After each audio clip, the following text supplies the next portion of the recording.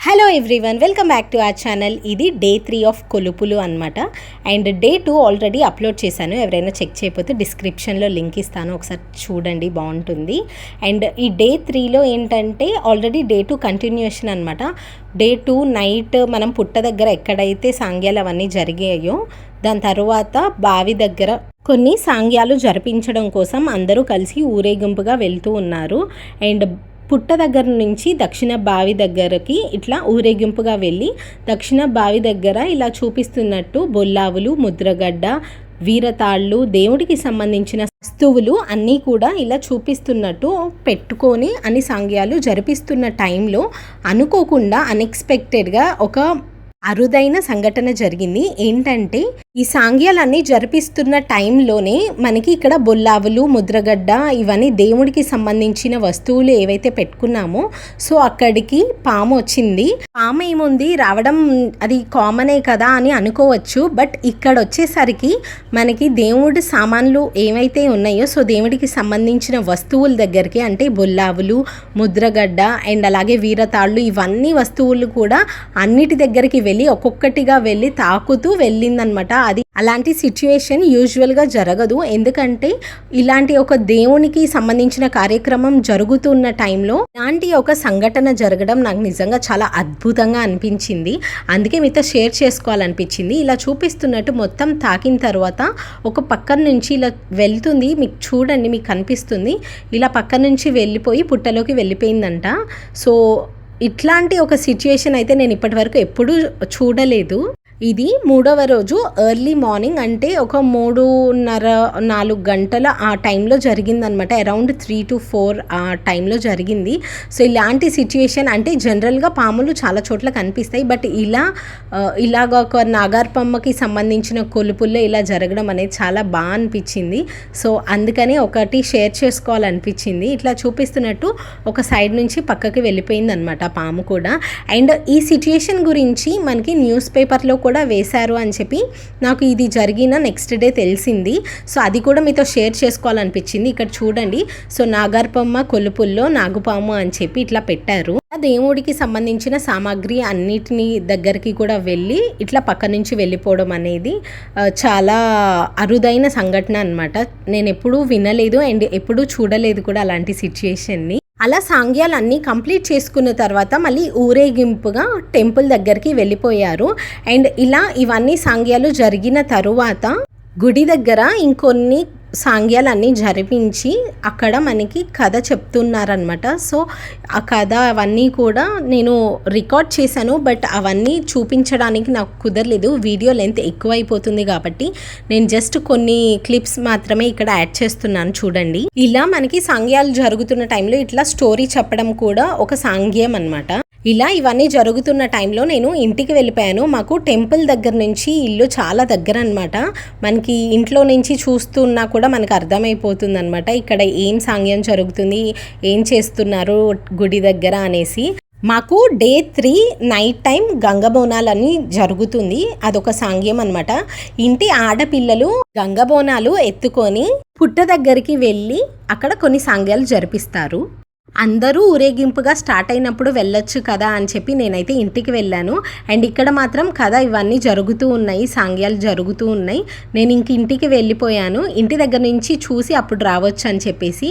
ఇక్కడ చూడండి, నేను ఆల్రెడీ ఇంటి దగ్గర నుంచి మళ్ళీ గంగబోనాలు స్టార్ట్ అయిపోయాయి అని చెప్పేసి వెళ్తున్నాను. ఇక్కడ ఆడపిల్లలు అందరూ ఇట్లా గంగబోనాలు చూపిస్తున్నాను కదా, ఇలా తీసుకొని స్టార్ట్ అవుతున్నారు. అండ్ ఇక్కడి నుంచి పుట్ట దగ్గరికి వెళ్ళిపోతామన్నమాట. ఇలా ఆడపిల్లలు గంగబోనాలు ఎత్తుకొని అందరం ఊరేగింపుగా స్టార్ట్ అవుతున్న టైంలో మనం దేవుడికి సంబంధించిన వస్తువులు అన్నిటినీ కూడా ఇట్లా ఊరేగింపుగా తీసుకొని వెళ్ళి అక్కడ సాంగ్యాలు జరిపిస్తామన్నమాట. ఇక్కడ చూపిస్తున్నాను చూడండి, బొల్లావులు, ముద్రగడ్డ, వీరతాళ్ళు అట్లా దేవుడికి సంబంధించిన వస్తువులు అన్నీ కూడా ఇలా చూపిస్తున్నట్టు తీసుకొని వెళ్తున్నాము. మేము గుడి దగ్గర నుంచి బయలుదేరి పుట్ట దగ్గరికి వెళ్ళే టైంకి ఒక అరౌండ్ 9 to 10 అయిందనమాట. అండ్ ఇలా ఊరేగింపుగా తీసుకువెళ్తాం కాబట్టి ఇంకొంచెం టైం పడుతుంది. ఇలా బొల్లావుల్ని ఎత్తుకొని ఇలా వీరంగం వేసుకుంటూ ఊరేగింపుగా తీసుకొని పుట్ట దగ్గరికి వెళ్తారు. ఇలా ఊరేగింపుగా తీసుకొని వెళ్తున్న టైంలోనే మాకు ఇట్లా దారిలో మొత్తం వాటరే కనిపించాయి అన్నమాట. ఎందుకంటే ముందు రోజు చాలా ఎక్కువ వర్షం పడిపోయింది. ఫుల్ గాలి అండ్ చాలా పెద్ద వర్షం పడడం వల్ల ఇక్కడ వాటర్ అక్కడ ఇలాగా నిలిచిపోవడం వల్ల కొంచెం వాటర్ అవన్నీ ఉన్నాయి అన్నమాట. మేమైతే పక్కన నుంచి ఇలా వచ్చేసాము, కానీ దేవుడి సామాన్లు అండ్ అలానే బోనాలు గంగ బోనాలు ఎత్తుకున్న వాళ్ళు మాత్రం పక్కన నుంచి రాకూడదు. సో సేమ్ అదే లైన్లో రావాలి అని చెప్పి అలానే స్లోగా వచ్చారు. అండ్ ఇక్కడ ఇది వచ్చేసరికి మిరప తోట అనమాట. పుట్టకి వెళ్ళడానికి ఉన్న రోడ్లో ఏంటంటే మొత్తం వాటర్ నిలిచిపోవడం వల్ల మేము ఇలాగా మిరప తోటలో నుంచి వెళ్ళొచ్చు అని చెప్పి అందరం ఇలానే వెళ్ళాము. కానీ దేవుడికి సంబంధించిన వస్తువులు మోసిన వాళ్ళు అండ్ అలాగే గంగబోనాలు ఎత్తుకున్న వాళ్ళు మాత్రం నార్మల్గానే వచ్చారు. ఈ సాంగ్యాలన్నీ నైట్ టైం జరగడం వల్ల ఒకవేళ కరెంటు పోయినా కూడా ఇబ్బంది లేకుండా మనకి జనరేటర్స్ ఉంటే బాగుంటుందని చెప్పి జనరేటర్ కూడా ఫెసిలిటీ పెట్టేశారు. మీకు ఆల్రెడీ ప్రీవియస్ వ్లాగ్లో చూపించాను కదా పుట్ట, అండ్ అలాగే ఇక్కడ మేము వచ్చి పుట్ట తని ఇవన్నీ జరిగాయి అండ్ కొన్ని కథలు చెప్పారు, సాంగ్యాలన్నీ జరిపించారు. సేమ్ అదే ప్లేస్కి వచ్చామన్నమాట. అండ్ ఈ టైంలో ఇక్కడ గంగబోనాలు కథ ఇవన్నీ చెప్తారు. సో ఇక్కడ అందరం కూర్చొని రెడీగా ఉన్నాము. అండ్ ఈలోపు మనకి దేవుడికి సంబంధించిన వస్తువులు అండ్ అలానే గంగబోనాలు తీసుకొని అందరూ వచ్చేసారు.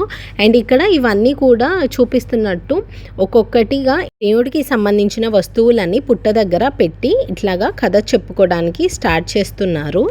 ఇక్కడ జనాలు చూడండి చాలామంది వచ్చారని నేను జస్ట్ చూపించడం కోసం ఇలా మొత్తం కవర్ చేశాను అనమాట. చాలామంది వచ్చారు, ఎందుకంటే చాలా ఇంట్రెస్టింగ్గా ఉండిద్ది అని చెప్పారు. నాకు కూడా చూడాలని చాలా ఎగ్జైటింగ్గా అనిపించింది.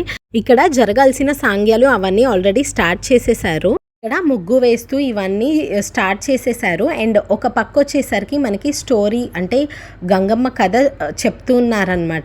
ఇలా జరుగుతూ ఉన్నప్పుడు మాకు స్టోరీ ఏం వినిపించట్లేదు, సో చాలా స్లో వాయిస్లో వినిపిస్తుంది. అండ్ వెనక చాలామంది ఉన్నారనమాట, అండ్ వాళ్ళెవ్వరికీ అసలు వినిపించట్లేదు అని చెప్పారు మైక్ లేకపోవడం వల్ల. యాక్చువల్గా మైక్ ఫెసిలిటీ ఆల్రెడీ తీసుకురావాలని చెప్పి చూశారు, కాకపోతే మీకు ఇందాక వర్షం నీళ్ళు అవన్నీ చూపించాను కదా, సో దాంట్లో ఆటో రావాలంటే కొంచెం ఇబ్బంది, ఇట్లా రాలేదు అని చెప్పేసరికి రాలేదన్నమాట.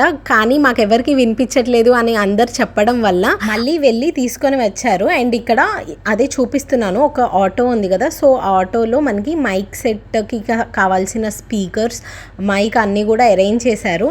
అండ్ ఇక్కడ చెక్ చేసుకుంటున్నారనమాట, సో మైక్ అంతా వర్కింగ్లో ఉందా లేదా అనేసి.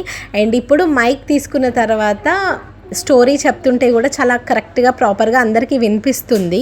మనకి ఈ సాంగ్యాలు అండ్ అలాగే కథ ఇవన్నీ చెప్పుకునేసరికి చాలా టైం అయిపోయిందనమాట. 3 hours టైం పట్టింది, ఈజీగా 3 to 4 hours టైం అయితే ఇక్కడే పట్టింది స్టోరీకి, సాంగ్యాలు అండ్ బోనాలు ఇవన్నీ జరిగేసరికి. మేము పుట్ట దగ్గరికి వచ్చేసరికి 10 అయింది. అండ్ ఇక్కడ ఇవన్నీ కంప్లీట్ అయ్యేసరికి 1:30 అరౌండ్ 1:30 అలా అయిపోయింది. అండ్ ఇక్కడ ఇవన్నీ జరుగుతున్న టైంలోనే ఒక సైడ్ మనకి నైవేద్యం తయారు చేస్తున్నారు. ఇక్కడ చూపిస్తున్నాను చూడండి, మనకి పొగలాగా వస్తుంది కదా, సో అక్కడ నైవేద్యం ప్రిపేర్ చేస్తున్నారు. ఇక్కడ మనకి జరుగుతున్న సాంగ్యం గంగబోనాలు కాబట్టి గంగమ్మలాగా వేషం వేసుకొని వచ్చారు. ఈ సాంగ్యాలన్నీ కంప్లీట్ అయ్యేసరికి అరౌండ్ 1:30 అయింది. ఇంకా నుండి మళ్ళీ ఊరేగింపుగా టెంపుల్ దగ్గరికి వెళ్తారు. కానీ ఇంకా ఉండలేక మేమైతే ఇంటికి వెళ్ళిపోయి నిద్రపోయాము. టెంపుల్కి వెళ్ళేటప్పుడు ఊరేగింపు అవన్నీ ఇంకా నేను వీడియో తీయలేకపోయాను. సో ఇక్కడి వరకు గంగబోనాలు సాంగ్యం అంతా జరిగిందనమాట. I hope you like this video. Thank you so much for watching. Please subscribe.